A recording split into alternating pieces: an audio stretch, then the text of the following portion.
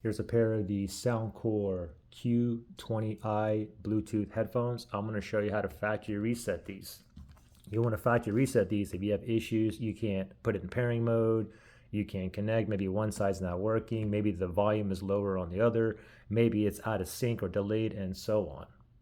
So let's go ahead and factory reset these. Okay, but first, let me just show you that we are connected to my iPhone here. It's connected, okay?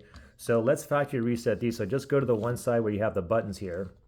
The headphones have to be on, okay? So once the headphones are on, what you want to do is press and hold two buttons, okay? It's going to be this power button and the volume up. You want to press and hold both at the same times and just keep holding for like 5 seconds or so, or just wait until it starts blinking orange here, okay?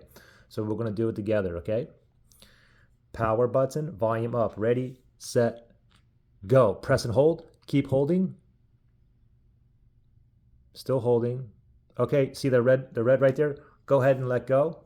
And you saw it disconnected right there. Now wait 1 second. It's going to turn back on and then it's going to be blinking blue, blue, blue like it is right now. So now it's in pairing mode. The factory reset is done.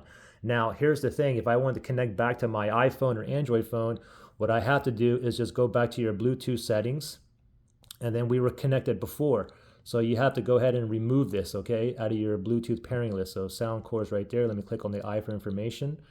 And on iPhones, just forget this device. If you're on an Android phone, it'd be like unpair, forget device.